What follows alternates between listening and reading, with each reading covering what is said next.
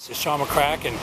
Here I am with the Janelle Naess. Naess, yeah. And she's the owner of Laguna Beach Walks. Okay. Yes, and I take guests, tourists, friends, family on a 2-hour Laguna Beach walking tour.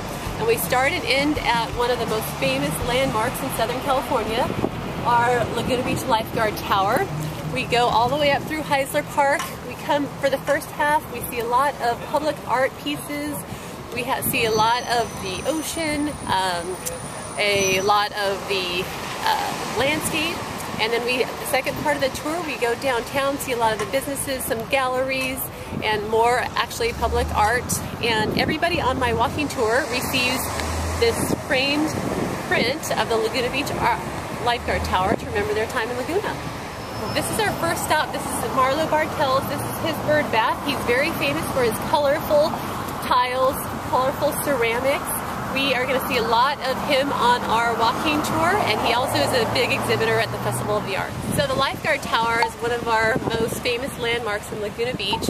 It started out as the offices of a gas station across the street in the late 20s, and then early 30s it was brought over to the boardwalk here, and we decided that is our Laguna Beach Lifeguard Tower. This is a bench from Louis Longy, and he named it the support bench, and the reason he did that, it's an homage to the city of Laguna Beach and how they support their artists through festivals such as the Festival of the Arts, Sawdust Festival, through commission art pieces. We have a bench commission every year.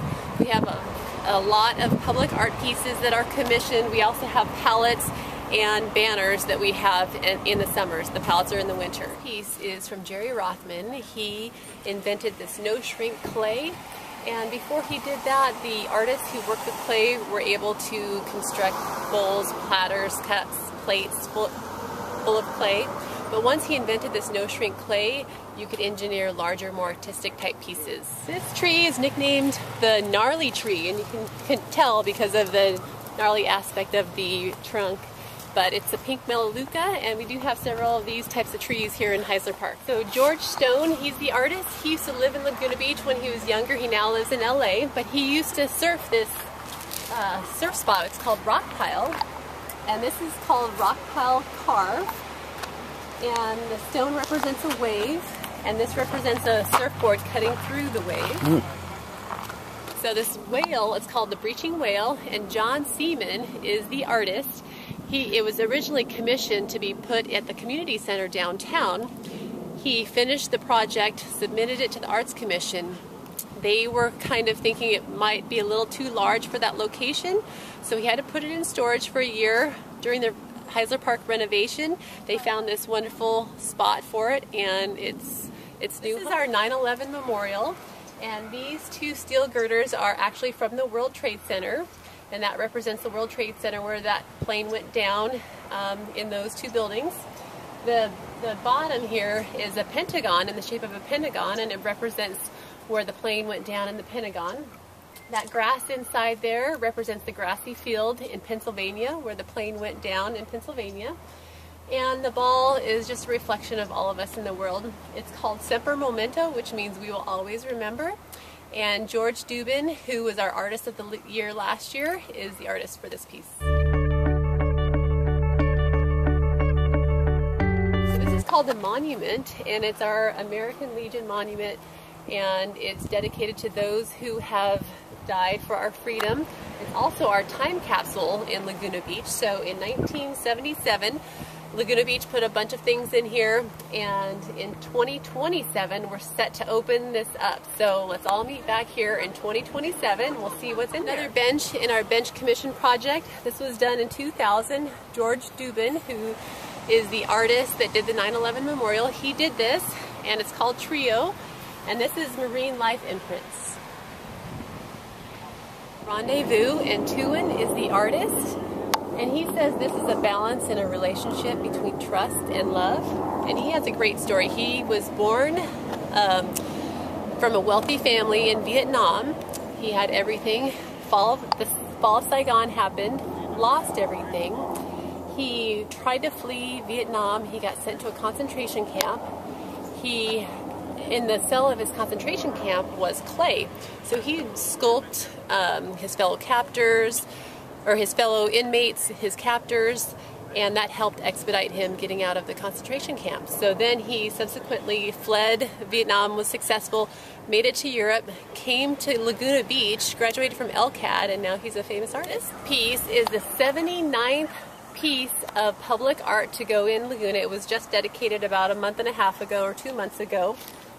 Scott and Naomi Schroner are the artists. They also have a piece downtown at the restrooms in between Ocean and Forest. But this is called Time Connected. We also have title poem. Commissioned this piece. There's a poem called Giggle Crack Sparkle that they asked the artists to take into consideration when they were putting together this piece. So this is one of our Christmas palettes that are only up during the holiday season, and this looks like it's a Garibaldi, which is the state fish of California. The very first piece in the Laguna Beach Public Art Collection, it's called Boy and Dog, and Ruth Peabody is the artist, and she did this in 1933. It was recently refurbished, and Mark Porterfield, who is a resident here in town and a big supporter of the arts, he paid to have it restored. Trim is the artist, and this is called Dear Warrior, and she says this is about protection and strength to face your future. This is called The Shopper, and Andrew Myers is the artist, and this is our main shopping district in Laguna Beach. We've got Broadway, we've got Ocean and Forest.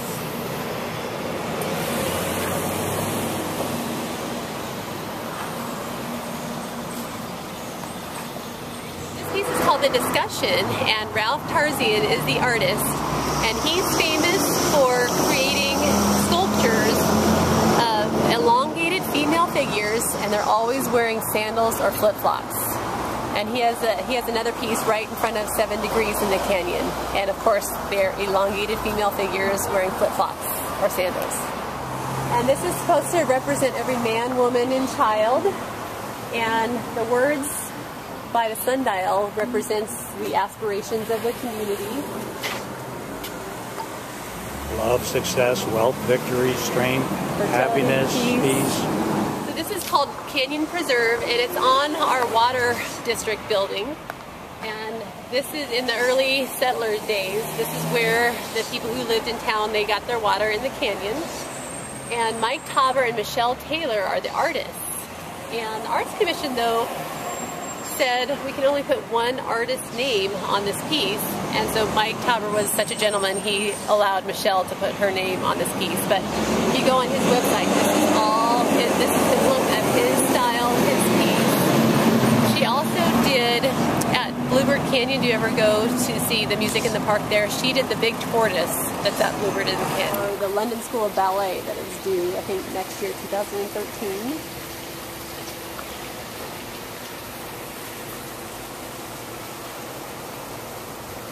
And his gallery is called Dawson Cole, and that's the name of his grandson. The bench is called Chambered Nautilus, and our friend Mark Porterfield recently paid to have this restored. And the thing about this one is if you touch the center piece of glass, all your travel dreams will come true. All right. Gotta get that in there. That's great.